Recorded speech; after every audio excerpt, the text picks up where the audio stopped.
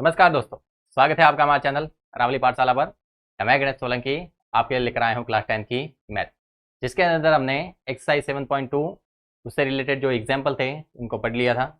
उसके अंदर हमने एक सेक्शन फॉर्मूले का इस्तेमाल किया था, विभाजन सूत्र इस्तेमाल किया था, जिसके लिए हम एक्स वाला कोऑर्डिनेट जब निकालते हैं विभाजन बिंदु वाला, तो वहाँ पर हम फॉर्मूला यूज करते हैं m1x2 प्लस m2x1 बटे में m1 प्लस m2, और y वाला कोऑर्डिनेट निकालने के लिए यूज करते हैं m1y2 प्लस m2y1 बटे में m1 प्लस m2। आखिर ये जो अपने पास सेक्शन फॉर्मूला है ये आता कहाँ से है, तो आज हम उसको व्युत्पन्न करेंगे। तो क्लास के एंड तक आपको इसके साथ में बने रहना है, ताकि आप यह देख सकें और समझ सके कि किस प्रकार से इस फॉर्मूले का निर्माण होता है। और क्लास को अभी तक अगर आपने शेयर नहीं किया है तो तुरंत शेयर कीजिए अधिक से अधिक, और अगर हमारे चैनल रावली पाठशाला को सब्सक्राइब नहीं किया है तो तुरंत उसको सब्सक्राइब भी कर दीजिएगा। तो चलो स्टार्ट करते हैं अपनी क्लास। आज अपन पढ़ने वाले हैं विभाजन सूत्र। ये विभाजन सूत्र क्या होता है, किस प्रकार से इसका निर्माण किया जाता है। देखना, अगर अपने पास कोई दो पॉइंट है, दो बिंदु है अपने पास, अगर दो बिंदु है अपने पास,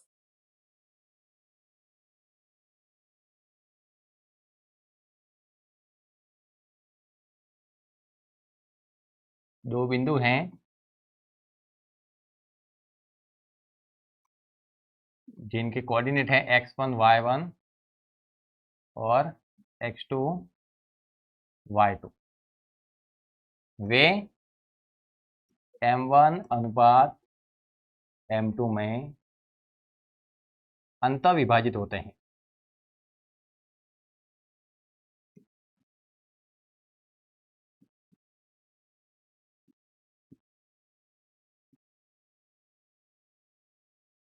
अगर वे m1 अनुपात m2 में अंतः विभाजित हो तो अपने पास विभाजन बिंदु क्या होगा,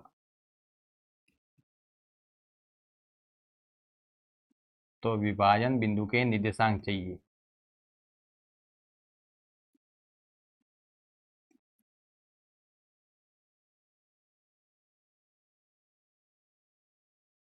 तो जो विभाजन बिंदु होगा उसके निर्देशांक क्या होंगे ये हमें पता करना है। तो उसके लिए हमें जो सेक्शन फॉर्मूला है उसको व्युत्पन्न करना पड़ेगा। देखते हैं किस प्रकार से सेक्शन फॉर्मूला आता है अपने पास।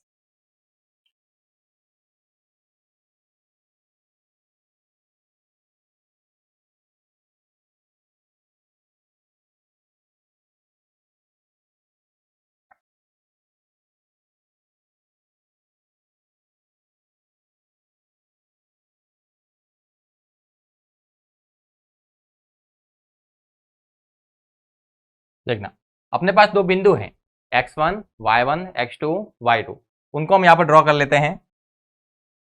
जैसे अपने पास दो बिंदु हैं,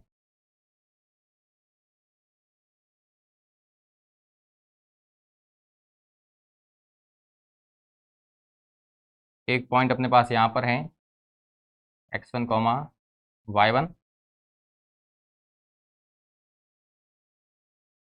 और एक पॉइंट अपने पास यहाँ पर है x2 y2। दो अपने पास पॉइंट दिए हुए हैं, इन दोनों पॉइंट को हमने मिलाया तो अपने पास एक रेखा बनी है। अब ये रेखा है, ये m1 अनुपात m2 में अंतः विभाजित हो रही है। दो बिंदु हैं, उनको मिलाते हैं तो जो रेखा बनती है वो m1 अनुपात m2 में अंतः विभाजित हो रही है। यानी यहाँ से अगर इस पॉइंट को हम कहें कि ये रेखा है, ये अंतः विभाजित हो रही है। इसके आगे वाला पार्ट है वो m1 है, पीछे वाला पार्ट है वो m2 है। यानी हम कहते हैं कि यहाँ से यहाँ तक तो है अपने पास m1, और यहाँ से यहाँ तक ये वाला जो पार्ट है वो है m2। यहाँ से यहाँ तक जो पार्ट है वो m1 है, यहाँ से यहाँ तक पार्ट m2 है, तभी इनका जो विभाजन हुआ है वो m1 अनुपात m2 में हुआ है। ठीक है, यहाँ से हमने कहा ये वाला पार्ट m1 है, ये वाला पार्ट m2 है। ये वाला जो पॉइंट है इसके हमें कोऑर्डिनेट चाहिए, यानी अगर इसके कोऑर्डिनेट हम कहते हैं x, y है, माना कि इसके जो कोऑर्डिनेट हैं वो हमने क्या लिखे हैं x, y। इसके जो कोऑर्डिनेट है वो हमने क्या माने हैं x, y। तो हमें x की वैल्यू चाहिए और y की वैल्यू चाहिए। अगर हम यहाँ से 90 के डिग्री पर नीचे की ओर लंब खींचे,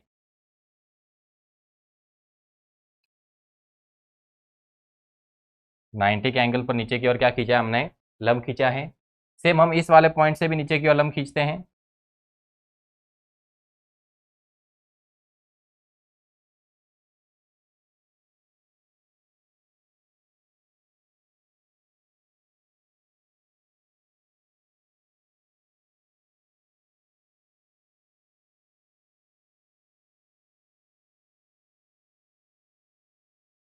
और एक लंब में इस वाले पॉइंट से भी खींच देना है। ये वाला जो पॉइंट है, यहाँ से भी हम नीचे की ओर क्या खींच रहे हैं, लंब खींच रहे हैं।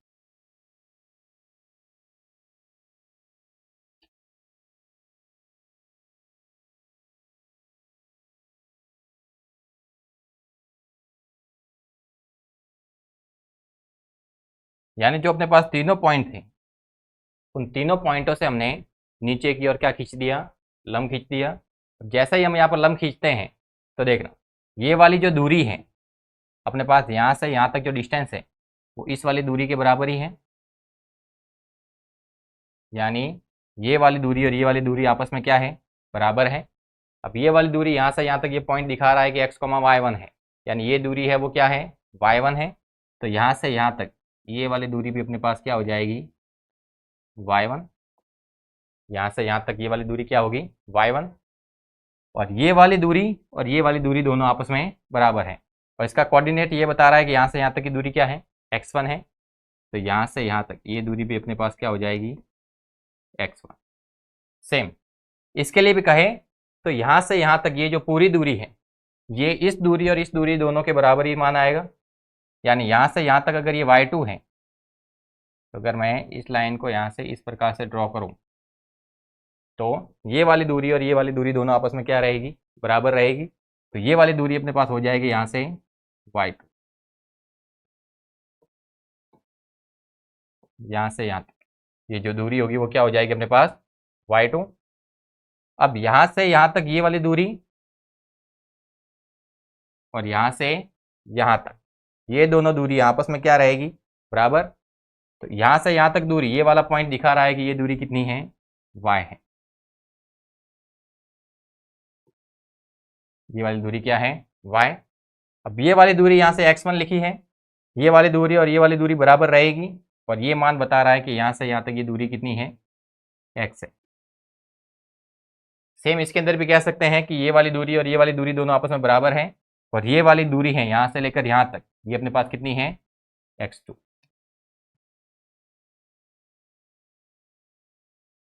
यानी यहाँ से हमने जो ये बिंदु थे x1, y1, x2, y2, x और y, ये सारी दूरियां हमने लिखी कि कहाँ से कौन सी दूरी कितनी है। ये सारी दूरियों के हमने माप लिख दिए। उसके बाद में हमें क्या करना है कि ये वाला जो पॉइंट है, यहाँ से हमने ये एक रेखा खींची है, सीधी एक रेखा खींची। तो देखना अपने पास यहाँ पर दो त्रिभुज बन रहे हैं, एक तो ये छोटा वाला त्रिभुज और एक ये बड़ा वाला त्रिभुज। अगर इसका हम कुछ नाम देते हैं, इसका अगर नामकरण करें, इसे हम कहें कि ये वाला बिंदु है ए, ये वाला बिंदु है अपने पास बी, ये वाला बिंदु है अपने पास सी, ये वाला डी और ये वाला ई। इसका हमने नामकरण किया है, इसको ए नाम दिया, इसे बी नाम दिया, इसे सी, इसे डी और इसे ई। तो अपने पास यहाँ पर दो त्रिभुज बनते हैं, एक तो त्रिभुज है ई सी डी और एक है ए बी डी। इन दोनों त्रिभुजों की हम चर्चा करते हैं। अपने पास त्रिभुज कितने हैं, दो त्रिभुज दिए गए हैं। एक तो है त्रिभुज ई सी डी, छोटा वाला त्रिभुज, और एक त्रिभुज है अपने पास बड़ा वाला ए बी डी।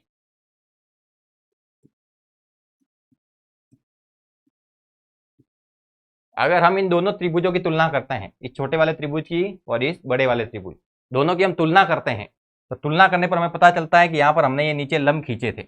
यानी बी पर भी 90 का कोण है, सी पर भी 90 का कोण है, यानी कोण बी बराबर कोण सी है।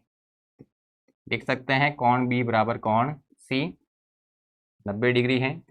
अब 90 डिग्री का कोण आ गया, मतलब RHS के द्वारा दोनों त्रिभुज वैसे भी समरूप हैं, तो आगे कोई एंगल ढूंढने की जरूरत भी नहीं है। लेकिन हम यहाँ पर दोनों एंगल दिखा सकते हैं, दूसरा एंगल भी अपने पास है, क्योंकि जो एंगल डी है वो दोनों के अंदर उभयनिष्ठ है। तो कह सकते हैं कि एंगल डी बराबर एंगल डी। तो हम RHS का नियम नहीं लगा रहे हैं, एंगल की प्रॉपर्टी यूज कर रहे हैं। ये अपने पास क्या है, उभयनिष्ठ है। तो लिख सकते हैं कि एंगल एंगल के नियमानुसार, अगर हम एंगल एंगल का नियम लगाते हैं तो इस नियम के अनुसार दोनों त्रिभुज क्या हो जाएंगे, समरूप हो जाएंगे। तो त्रिभुज ECD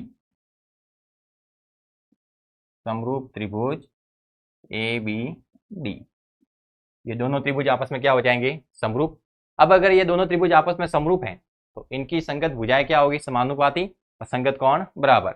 दो एंगल तो बराबर आ रहे हैं, तीसरा एंगल भी बराबर हो जाएगा, यानी जो कोण E है वो अपने पास हो जाएगा, B और C बराबर थे, B और C बराबर, और D दोनों के उपनिष्ठ है, तो E और A भी आपस में क्या हो जाएंगे, बराबर। तो संगत कोण बराबर होंगे, इनकी संगत भुजाएं कैसी होगी, समानुपाती। तो यहां से इनकी भुजाओं के अनुपात लिखते हैं जरा। अनुपात हो जाएगा EC के बटे में AB और CD के बटे में BD और ED के बटे में AD। ये अपने पास इनकी भुजाओं का अनुपात आएगा। देखना हमें यहां से कौन कौन सी भुजा पता चल सकती है। EC का मान लिखना है, EC मतलब ये वाला मान लिखना है, यहां से यहां। हमें भुजा लिखनी है EC, यानी ये वाली लंबाई। अब ये वाली लंबाई कब आएगी, जब इस पूरे के अंदर से हम ये वाली लंबाई क्या कर दें, घटा दें। ये पूरा यहां से यहां तक, यहां से यहां तक पूरा था अपने पास y, और यहां से यहां तक ये वाली दूरी और ये वाली दूरी बराबर है, यानी y के अंदर से अगर मैं यहां से यहां तक ये वाला भाग y1 घटा दूं तो EC आ जाएगा अपने पास। यानी यहां से यहां तक ये वाली जो दूरी है ये अपने पास क्या है, टोटल तो है y, यहां से यहां तक, उसके अंदर से ये वाला भाग, यानी ये वाला भाग हम घटा रहे हैं, तो ये है y माइनस y1। यानी EC को हम क्या लिख सकते हैं, y माइनस y1, और बटे में AB का मान लिखना है, AB यानी ये वाला भाग। ये अगर इस पूरे के अंदर से मैं ये वाला भाग घटा देता हूं, इस पूरे के अंदर से ये वाला भाग हम क्या कर दें, घटा दें, तो AB आ जाएगा। पूरा है अपने पास y2 और यहां से यहां तक है अपने पास y1, यानी AB कब आएगा, जब हम y2 के अंदर से y1 घटा देंगे। सेम हमें CD का मान चाहिए, CD मतलब ये वाली दूरी यहां से यहां तक। अगर हम इस पूरे के अंदर से ये वाला घटा दें, पूरे के अंदर से ये वाला घटा दे तो CD वाला मान आ जाएगा। और पूरा अपने पास कितना दिया हुआ है, पूरा है अपने पास x, और यहां से इतना घटाना है, यानी x माइनस x1। x के अंदर से अगर हम x1 वाला भाग घटा दे, इस पूरे के अंदर से ये वाला भाग घटा देते तो CD वाला भाग आ जाएगा, और बटे में अपने पास BD, यानी यहां से यहां तक भाग चाहिए, यानी पूरे भाग के अंदर से हम ये छोटा वाला भाग घटा दे तो BD वाला भाग आ जाएगा। और यहां से यहां तक ये पूरा भाग है अपने पास x2, तो x2 के अंदर से हमें ये x1 घटाना है, हो जाएगा x2 माइनस x1 बराबर ED का मान लिखना है, ED यानी ये छोटा भाग, ये छोटा है अपने पास m1, यहां से यहां तक की दूरी क्या है m1, और बटे में AD यानी यहां से लेकर यहां तक पूरी लंबाई, तो ये m1 है, ये m2 है, दोनों को जोड़ेंगे तो क्या हो जाएगा m1 प्लस m2, तो ये AD आएगा अपने पास m1 प्लस m2। ये हमने भुजाओं के अनुपात बराबर लिखे थे, तो वहां से हमें ये मान मिले हैं। अब यहां पर हमें क्या करना है, एक बार तो इस y वाले पार्ट की तुलना इसके साथ करनी है, और एक बार इस x वाले पार्ट की तुलना इसके साथ करनी है। तो यहां से हम लिखेंगे y माइनस y1 बटे में y2 minus y1, y minus y1 बटे y2 माइनस y1, और बराबर में रहेगा m1 बटे m1 प्लस m2, m1 बटे में m1 plus m2, cross multiply कर देते हैं, तो m1 प्लस m2 का गुणा y माइनस y1 से होगा, तो पहले m1 m2 का गुणा y के साथ, तो ये हो जाएगा m1y plus m2y minus m1y1 minus m2y1 बराबर, इधर m1 का गुणा दोनों के साथ में करें तो ये हो जाएगा m1y2 माइनस m1y1। देखना हमें यहाँ से y की वैल्यू चाहिए, तो हमें केवल y वाले पद याद रखने हैं, बाकी सभी को दूसरी तरफ भेज देना है। तो इधर हम केवल रखेंगे m1y प्लस m2y, इन दोनों को बराबर की इधर भेजेंगे, दोनों प्लस के हो जाएंगे। यहाँ पर m1y2 माइनस m1y1, ये पहले से ही थे और ये दोनों पार्ट इधर आ जाएंगे। तो माइनस का m1y1 इधर आएगा तो प्लस का m1y1, और ये माइनस का इधर आएगा तो प्लस का m2y1। ये माइनस का प्लस का कट गया, दोनों के अंदर देखें तो y कॉमन आ रहा है, y कॉमन लिया तो बचा m1 प्लस m2। इधर अपने पास क्या बचा, m1y2 plus m2y1। m1 plus m2 यहाँ पर गुणा में है, बराबर किधर आएगा तो भाग में, तो y बराबर हो जाएगा m1y2 प्लस m2y1 बटे में आ जाएगा m1 प्लस m2। तो ये अपने पास जो सेक्शन फॉर्मूला होता है उसके अंदर जो y वाला हम कोऑर्डिनेट निकालते हैं, विभाजन बिंदु जो निकालते हैं y वाला पॉइंट, वो है। तो y बराबर हम क्या लिखते हैं, m1y2 प्लस m2y1 बटे में m1 प्लस m2। सेम आप x की वैल्यू भी निकाल सकते हैं, जैसे यहाँ पर हम लिखते हैं x बटे x माइनस x1 बटे x2 माइनस x1, और बटे में आ जाएगा m1 प्लस m1 बटे m1 प्लस m2। जैसे y की तुलना की थी इसके साथ, वैसे इस x वाले की भी तुलना करते हैं।